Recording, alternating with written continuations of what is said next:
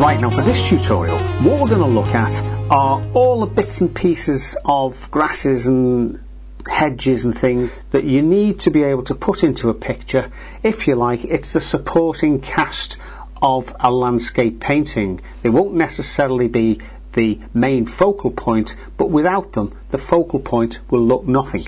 As the main focal point, we've got a strongly lit tree on an angle for a bit of extra interest, and it's sort of shading a couple of figures who are walking along this country lane. Well, it's more of a farm track, isn't it, really, with grass down the middle.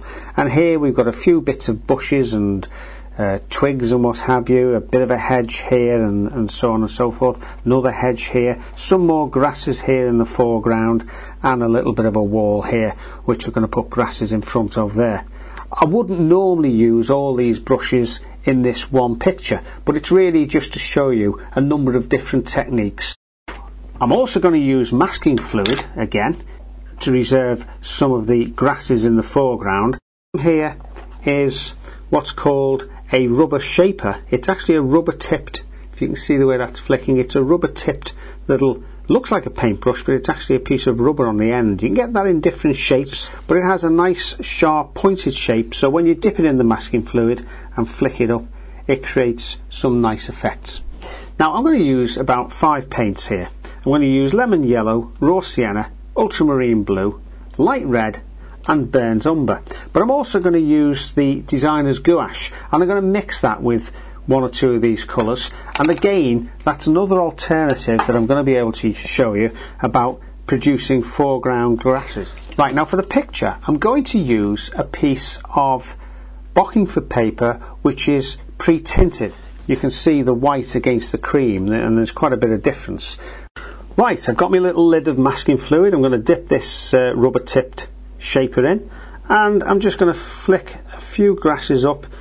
We'll have a go now with the lining pen. You can see that we've got some masking fluid in there. We'll take that off the outside edges there. Let's get rid of that, and this time you can perhaps see that these lines are quite a bit more obvious. Right, but what I'm going to do first of all is to get a reasonably watery mix of raw sienna. Now that's going to give me a hint in the sky of the added warmth that we're going to get from the cream coloured paper. Right, now I'm just going to bring in some of that cloudy effect. It's not really a cloud, that'll actually dissipate. Okay, we've put in the sky with a light wash of raw sienna over the sky area and some pale ultramarine blue and light red for the cloud shadows. And I'm going to use the same ultramarine blue and light red mix for the mountains in the distance. And whilst I'm doing that, I'm going to put in a very slight wash, a few streaks here and there of raw sienna. And I'll start off here. You see, I'm not wasting too much time, because this is all about doing the trees and bushes, but it's useful to know what's going on as the relationship between the mountain and the trees. I'm now bringing in a lot of that raw sienna, particularly as we come down the mountain. Just going to add a little bit more there, because with the sun coming from the left, that's going to be slightly in shadow. Right, I've mixed up 3 colours for these middle distance trees.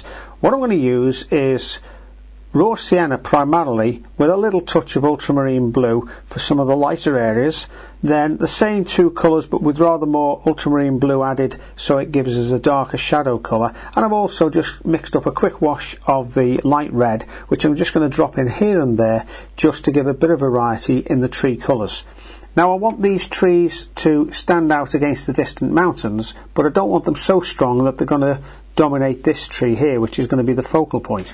But before I do that, what I'm going to do is to actually paint the trees in with, I was going to say clean water, but there's a little bit of the blue still on the brush, but that's no bad thing, because hopefully it'll help you see a little bit clearer what I'm trying to do. What this is going to allow me to do is to drop some of those colours in that I've just shown you.